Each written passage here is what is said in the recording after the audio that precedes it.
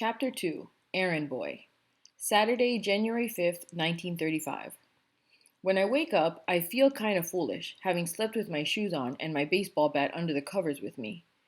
My mom's banging around in the tiny hall outside my room. I stick the bat under my bed. "Where's Dad?" I ask. "Right here," my dad answers from the living room.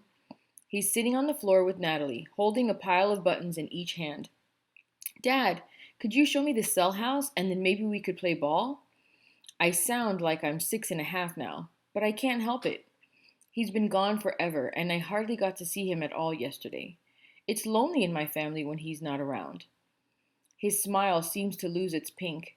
He puts Natalie's buttons down in two careful piles, gets up, and brushes his uniform off. I follow him into the kitchen. "You're not working today, are you?" "I'm having a devil of a time setting up extra circuits in the laundry."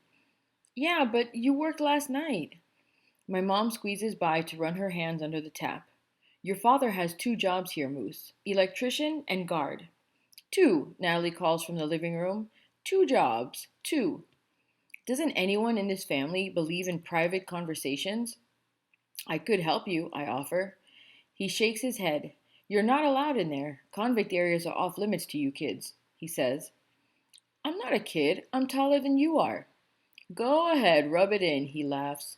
"But at least I don't have those big feet either. They're an affliction, those feet." He grabs my head and knocks it. "I haven't seen you for 3 whole months," I say. "2 months, 22 days." 22 days, Natalie calls out. "That's right, Sweet Pea. You tell him," my father calls back. "I'll bet you took Natalie out this morning, didn't you?" The questions come shooting out before I can stop it. "Oh, for goodness sakes, Moose." My mother looks up from where she's jammed in the corner scrubbing the icebox. "You weren't even up." "That isn't fair," I say, though I know better. "Don't talk to me about fair, young man. Don't get me started on that one." My mother glares at me. "I'm sorry, Moose," my father says. He reaches for his officer's hat and settles it on his head. "There's nothing I'd like better than to spend the day with you. You know that." His eyes look at me, then quick away. Wait, you're leaving now?" I ask. He groans. "Afraid so. But there will be plenty of time to play together. I promise, buddy, okay?" He smiles, kisses my mom and Nat goodbye, and heads for the door. I watch him walk by the front window, his head bobbing like his foot hurts. My mom glances at her watch. "My goodness, is it that time already?" "Moose, I need you to watch Natalie while I take the boat to the city.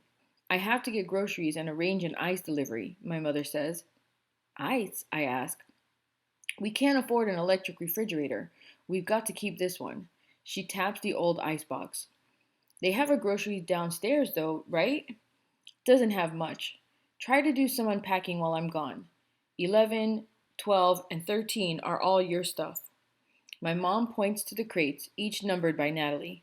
She takes off her apron and puts on her coat, her gloves, and her hat. "You're leaving now, too?" I ask. "I'll be back as soon as I can. Take good care of her, okay?" My mom grabs my arm and squeezes it. I know she's thinking about what happened on the train yesterday. I had gone to take a leak, and when I came back, Nat was kicking and screaming. She pulled a curtain off the rod and sent her button box flying down the aisle. My mom had her arms around Nat, trying to keep her from hurting anyone. The conductor and the motorman were yelling. People were staring. One lady was taking pictures. My mom finally got her calmed down by sitting on her right in the middle of the train aisle. I don't know which was more embarrassing, Natalie's behavior or my mom's.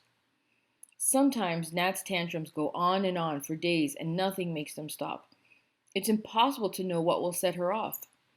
She looks pretty peaceful now, though. "Sure, Mom."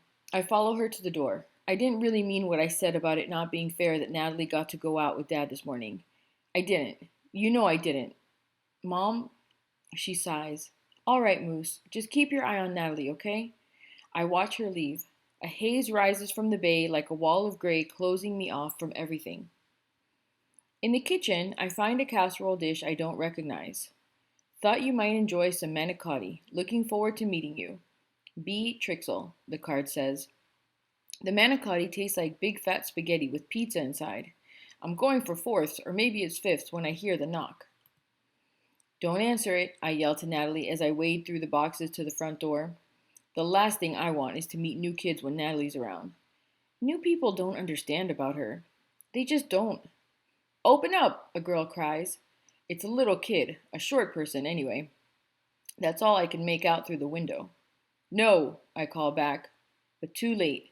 Natalie is already there. She has both hands on the knob and all her weight, rocked back on her heels, trying to get the door open. Don't open it! I shove my weight against the door. Come on, you know you're gonna, the girl outside says. Oh, great. I have a little Eleanor Roosevelt on one side of the door and Natalie the Screamer on the other. What they say about females being the weaker sex is the biggest lie in the world. It doesn't matter that I weigh more than both of them put together. I know when I'm beat. I let Natalie open the door. The girl outside has black curly hair that's flat on one side, as if she slept on it. She's missing half of her teeth. The ones she has seem either too large or too small for her mouth. How old are you? She demands. 12. No, you're not, she says, walking right in without bothering to ask. Why would I lie about how old I am? She bites her lip like she's thinking about this. You got a big neck. You're supposed to get a long nose if you lie, not a big neck. No. She shakes her head as if she's absolutely certain I'm wrong. And you're what? 7? 7 1/4. Hello, Natalie. The girl smiles her big tooth, little tooth, gap tooth smile.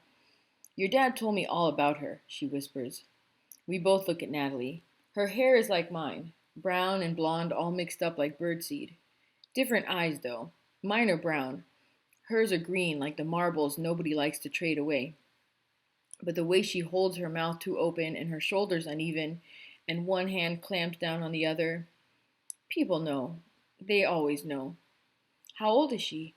The girl whispers. 10, I answer. Natalie's age is always 10. Every year my mom has a party for her, and she turns 10 again. My mom started counting Nat's age this screwy way a long time ago. It was just easier to have her younger than me.